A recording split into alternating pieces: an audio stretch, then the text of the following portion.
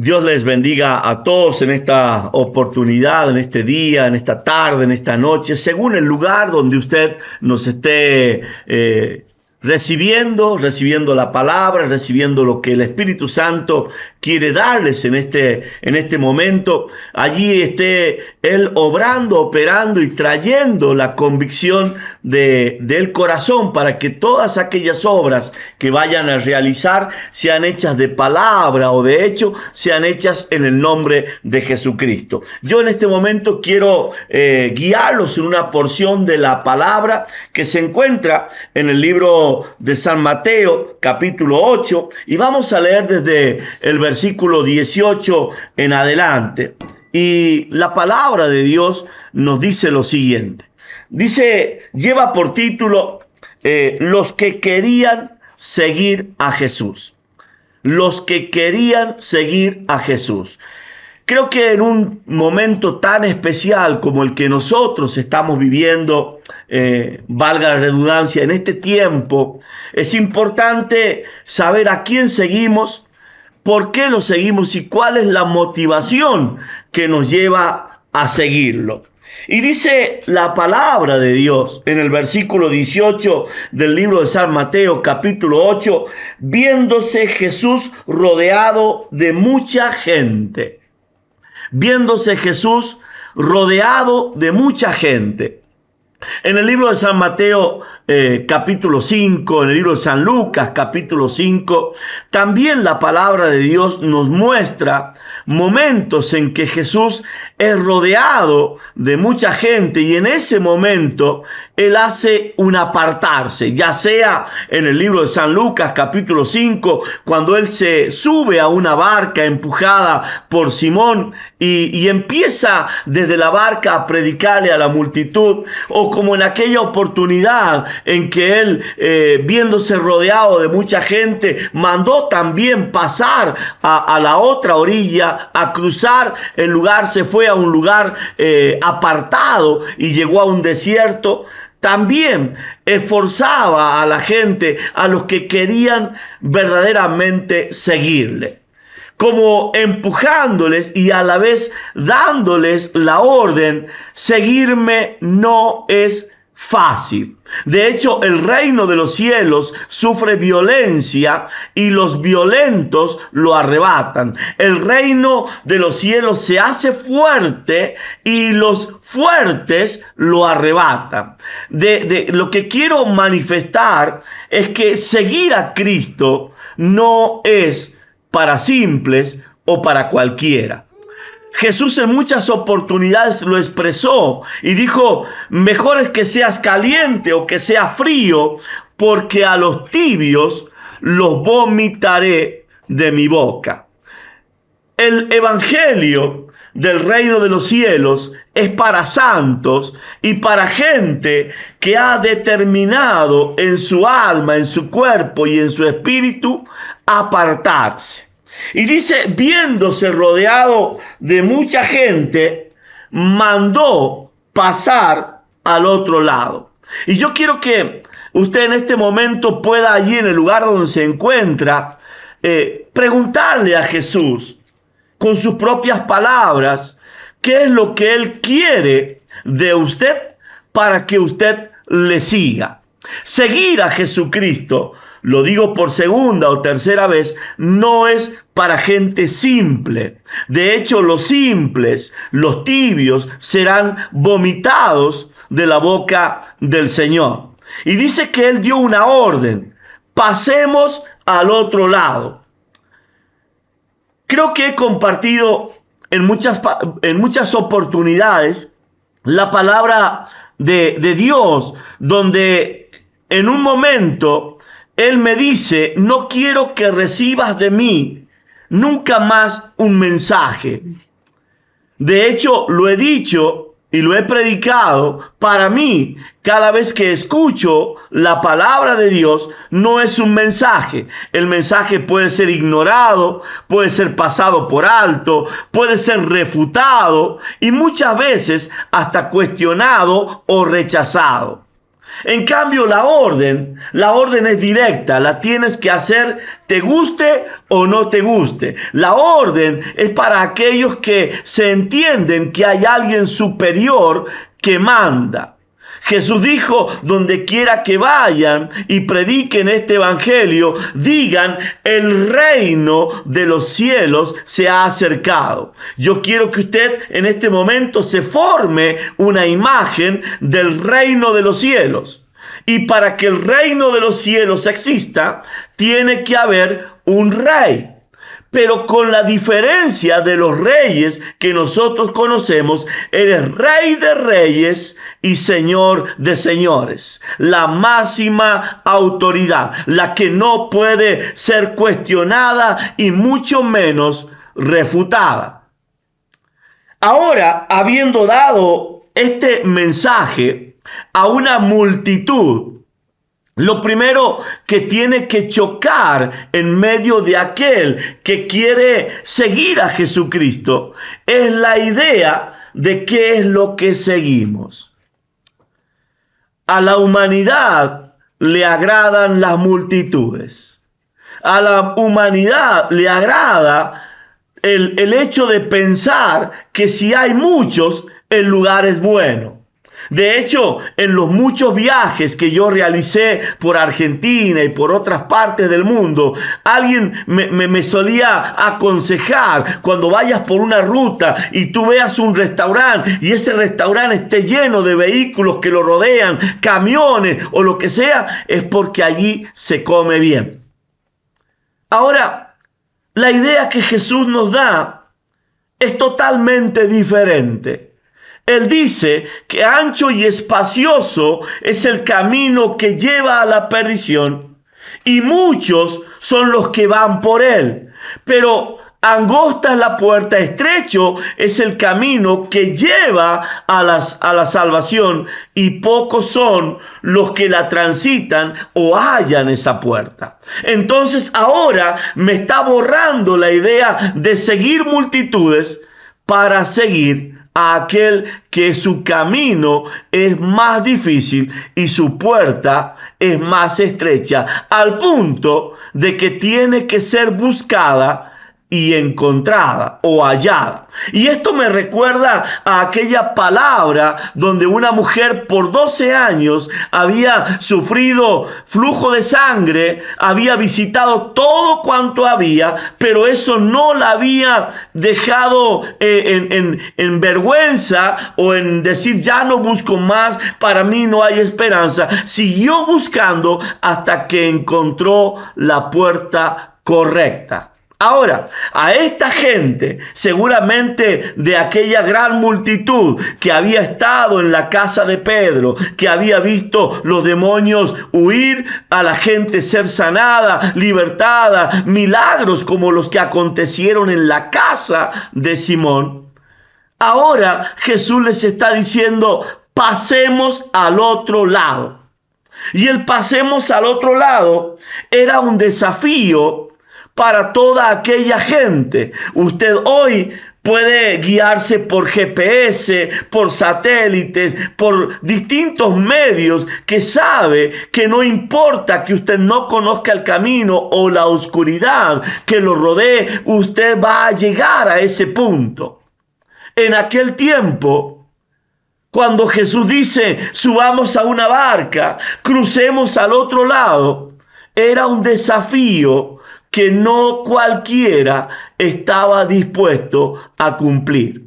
Al hombre le llevó 1492 años descubrir que la tierra era redonda, porque todos temían apartarse mucho de la orilla.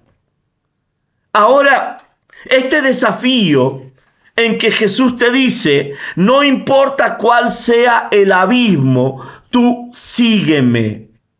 No importa cuál sea el desierto que se presente delante de mí, delante de ti, sígueme. Es la misma palabra que Jesús estaba dándole a aquel hombre llamado Abraham. Cuando él le dice, vete de tu casa, de tu parentela, a la tierra que yo te mostraré o te diré. Salirse de la familia era salirse de la seguridad. En aquel tiempo las tribus peleaban entre sí para quedarse, matar, robar, quedarse con todo, y salirse de la contención de la familia era ser presa fácil de aquel que te podía destruir, robar y dejarte absolutamente sin nada. Sin embargo, aquel llamado de sígueme, vete, esa orden, él la recibe y sale de la casa. Ahora el versículo 19 dice, y vino un escriba.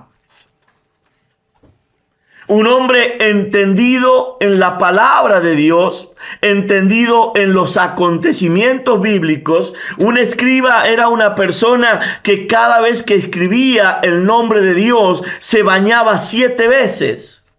Y si en la escritura que él estaba redactando en un momento hacía mal una tilde, una letra, un signo, debía romper todo lo que había hecho y empezar a hacerlo de nuevo, de cero.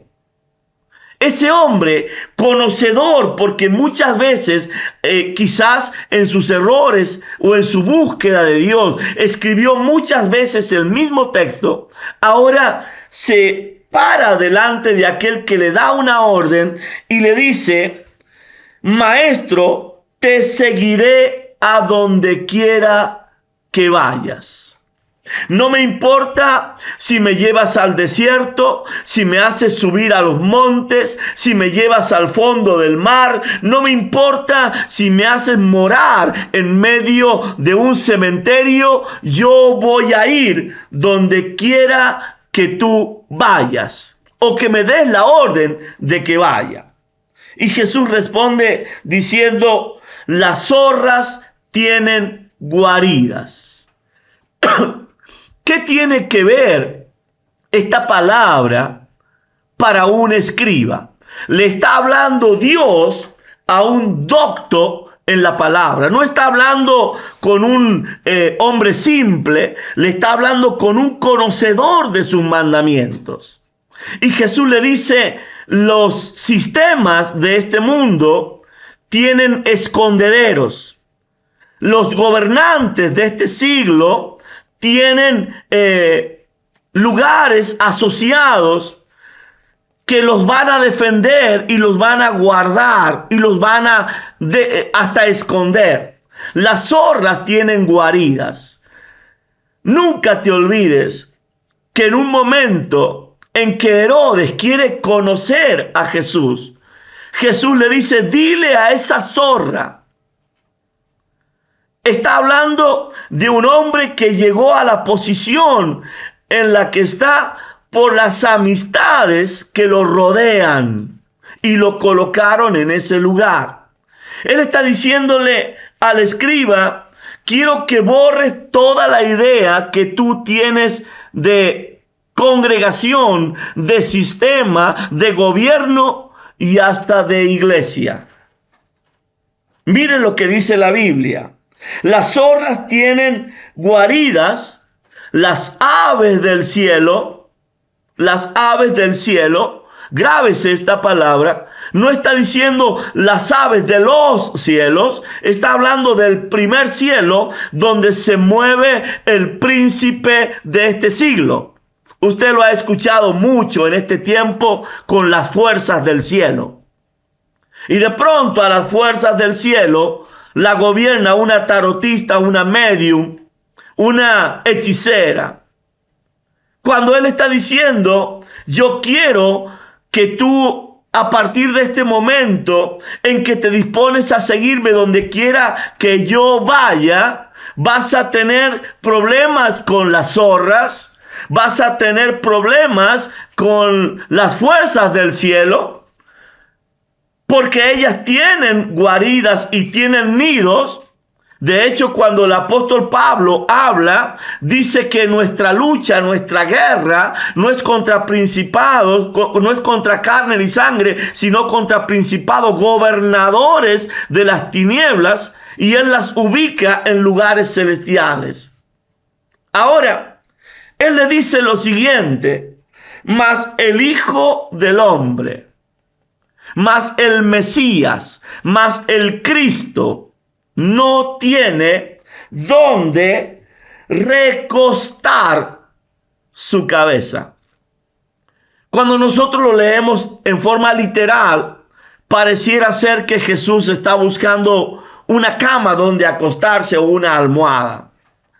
Pero recostar la cabeza no habla solamente de ubicar la cabeza sobre el cuerpo de la iglesia, que todavía no es iglesia, porque la iglesia se forma, se manifiesta, se establece en la resurrección de Él. Él es la cabeza del cuerpo que se llama iglesia. Él le está diciendo a este hombre, escriba, quiero que salgas de todo lo que conoces, aún de tu casa, de tu parentela. Si hay algo que te detiene, no me sirves. Cualquiera que poniendo la mano sobre el arado mira para atrás, no es apto para mi reino. No es apto para la obra.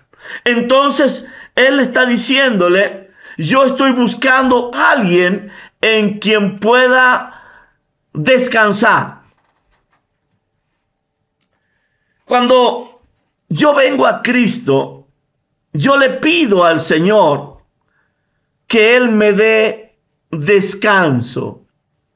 Yo le pido a Dios que Él sea mi fortaleza, mi ayuda, y que a la vez Él sea el lugar donde yo pueda estar confiado.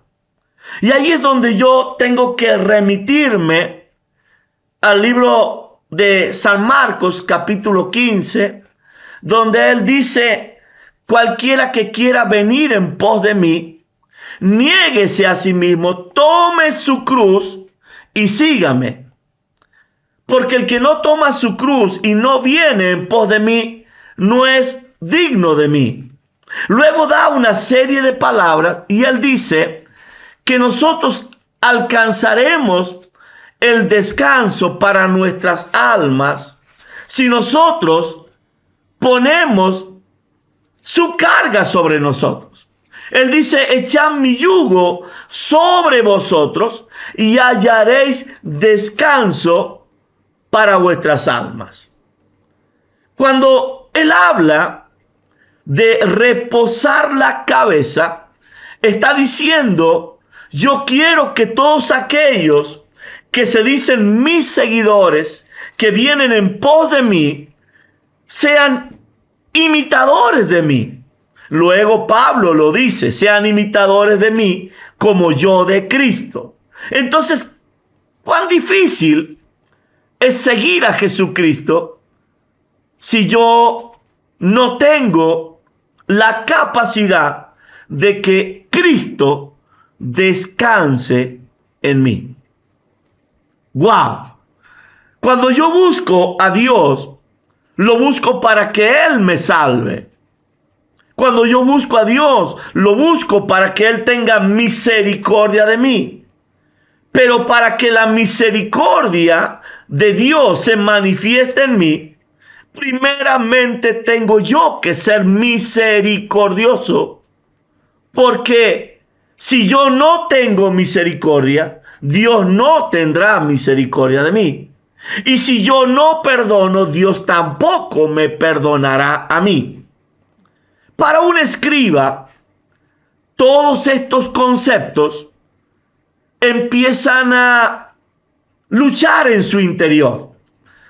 Porque en un momento Jesús les dice, oíste que fue dicho, ojo por ojo, diente por diente. Mas yo os digo que cualquiera que te hiera en una mejilla, le pondrás también la otra.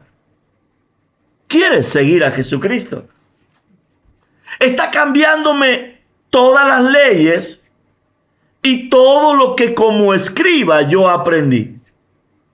De hecho, cuando Saulo de Tarso persigue a la iglesia, la persigue por estos conceptos.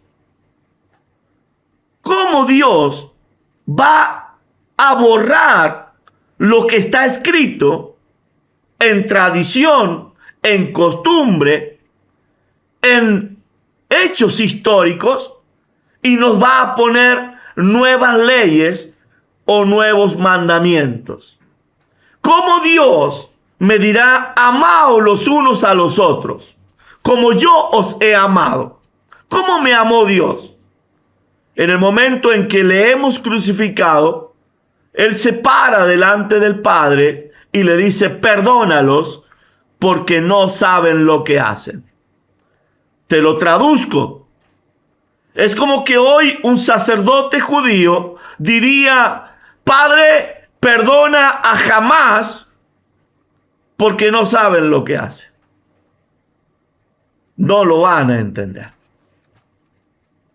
Como no se puede entender que otro de sus discípulos, no estoy hablando de gente que no le siguiera, ya le seguían, pero ahora llegaba el momento de dar el siguiente escalón.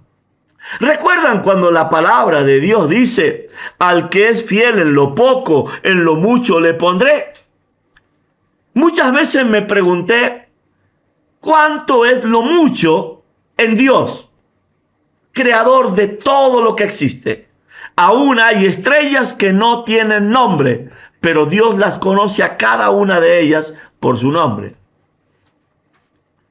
Ese universo que usted puede contemplar, que cabe en la palma de mi Dios, de tu Dios, te está diciendo, quiero elevarte a una dimensión más alta. Y dice, otro de sus discípulos le dijo, Señor, ya no es maestro como el anterior. Ahora es Kyrios, es máxima autoridad. El escriba lo trataba como un par. Por eso es que Jesús le habla de la manera en que le habla. Ahora, le dice, tú eres el amo, tú eres el Hijo de Dios, tú eres el Mesías, tú eres el Señor.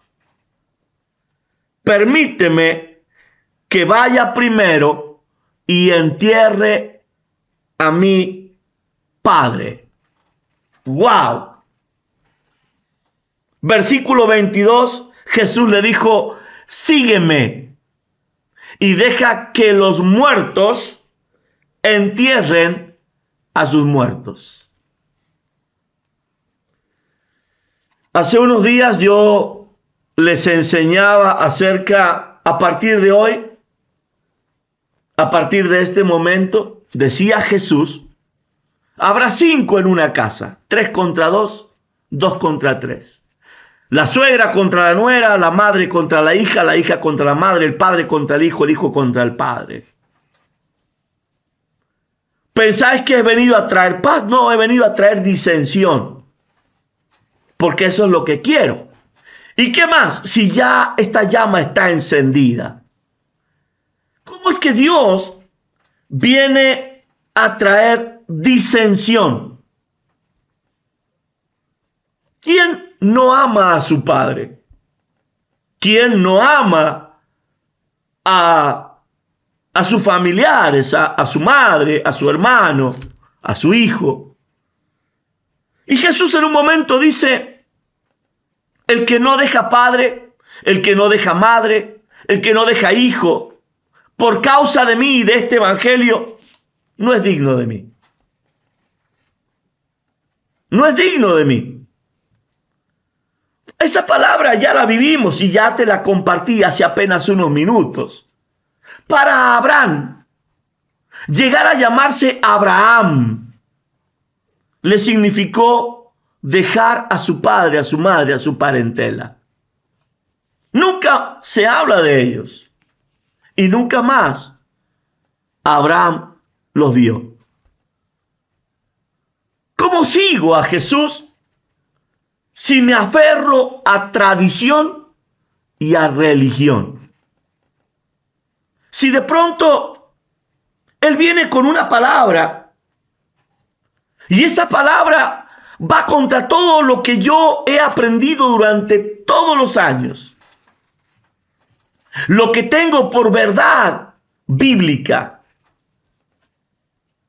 Y todo lo que yo creí y seguí, en un momento cae por tierra solo por el conocer a Jesucristo.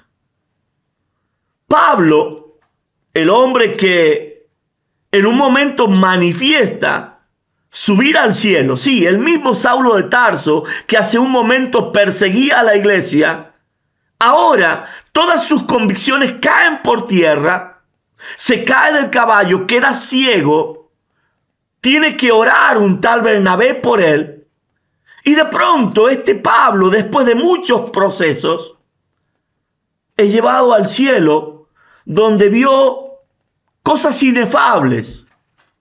No le he dado a hombre contar, no le he dado a él ni a hombre alguno contar lo que él está viendo. ¿Por qué no lo puede contar?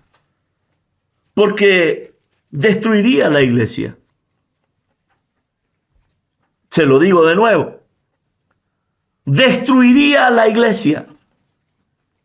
Jesús en un momento a sus discípulos, a los que ahora les dice, ya no los llamaré más siervos, sino amigos, les dice lo siguiente: tengo muchas cosas más para deciros, pero no se las puedo decir. No están preparados, no tienen cavidad, no tienen lomo, no tienen madera, no tienen espalda para soportar lo que yo les quiero decir.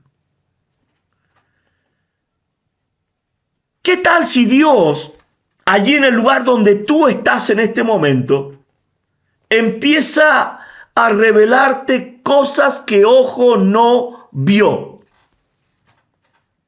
O si de pronto empieza a cumplirse la palabra y tu corazón empieza a entender lo que no ha subido a corazón de hombre hasta el día de hoy.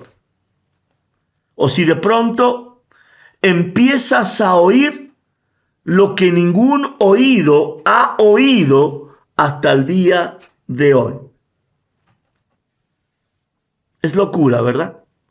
De hecho, el evangelio del reino de los cielos es locura para los que se pierden, mas para nosotros, los que creemos, es poder de Dios.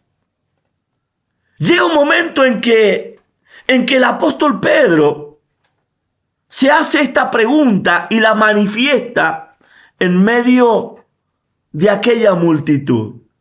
¿A quién he de obedecer? ¿A Dios o a los hombres? El que no haya dejado casa, madre, padre, hijos por causa de mí, no es digno de mí. Pero no hay quien haya dejado casa, madre, padre, hijos por causa de mí, que no reciba 100 veces más en este siglo y en la vida venidera, la vida eterna. Yo quiero esa vida eterna. Pero ¿qué si esa vida eterna me lleva a andar por las calles en vez de seguir tradiciones y costumbres de hombres? Cuando veo la Biblia y veo las tapas que tiene la Biblia, muchas veces en oración me he preguntado, ¿está Dios encerrado en esta Biblia? ¿O hay más todavía? Y he llegado a una conclusión. La Biblia no es la palabra de Dios. La Biblia es el libro que habla de Dios según lo vieron los hombres.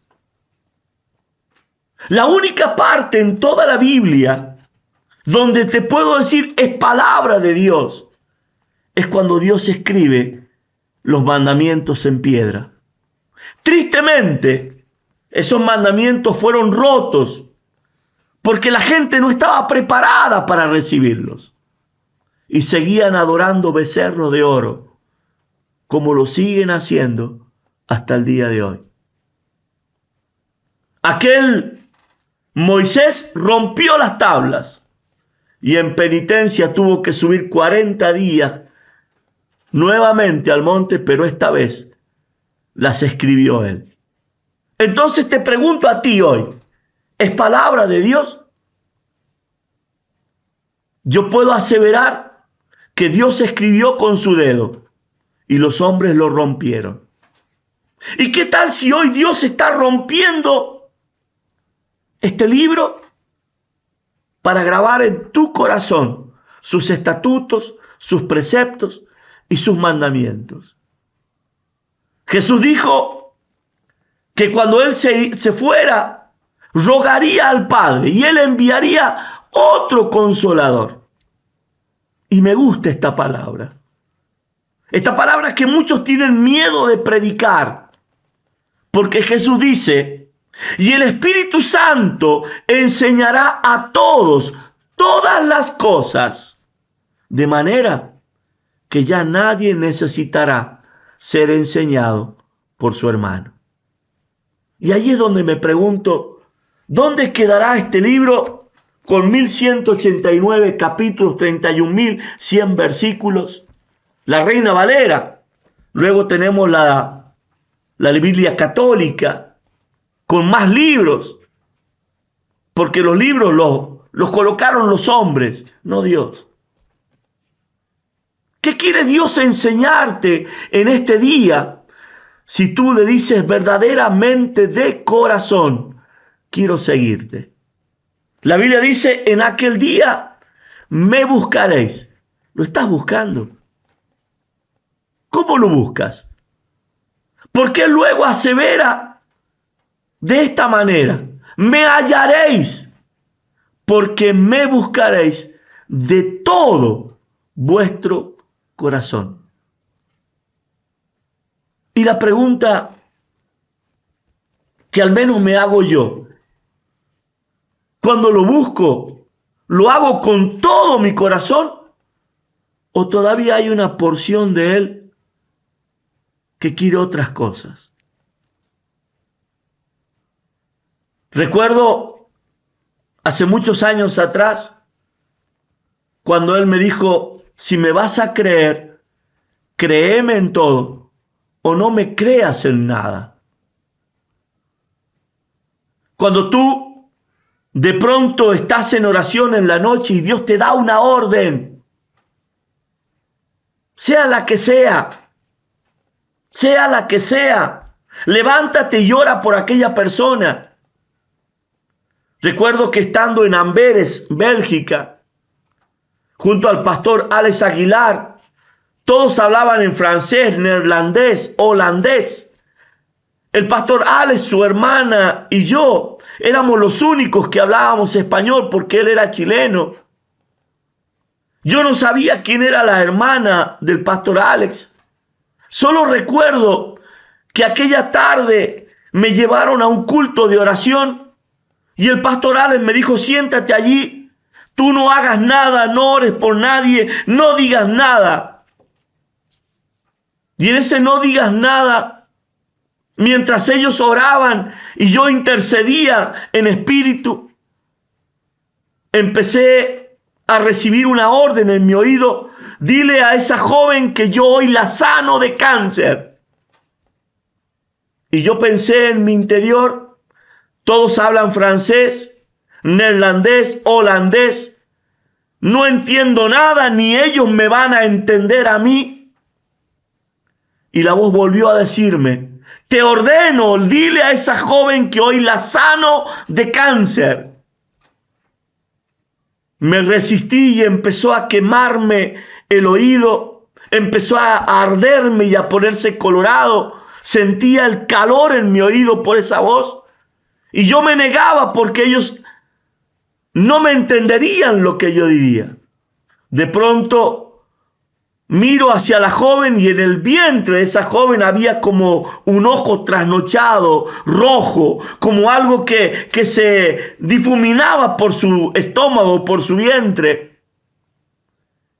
Y abriendo la boca dije, Dios te sana de cáncer.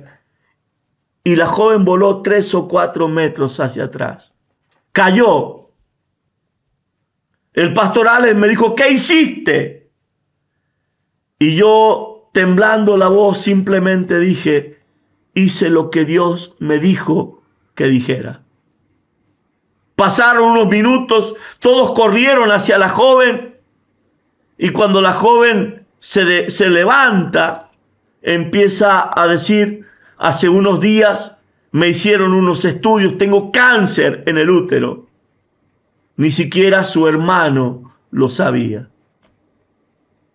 A partir de ese día entendí que todo lo que me dijera Dios lo haría, aunque fuese locura para mí y para los que están delante. Quizás ese fue uno de los hechos que me llevó a caminar por muchas naciones, predicando el evangelio y viendo milagros de parte de Dios. Cuando Dios te da una orden, cuando Dios te habla, no es un mensaje. Cuando Dios te habla, no es un si tú quieres. Cuando Dios te habla, no importa si estás en el desierto o en una barca y tienes que bajarte como lo hizo Simón Pedro. Es una directiva que va a cambiar no solamente los conceptos que tú tienes de aquel que quiere descansar en ti,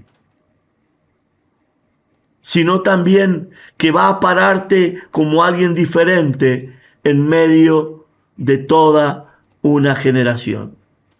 ¿Estás dispuesto a que en este día Jesucristo pueda descansar sobre tus lomos, sabiendo que tú cumplirás aquello que Él te diga?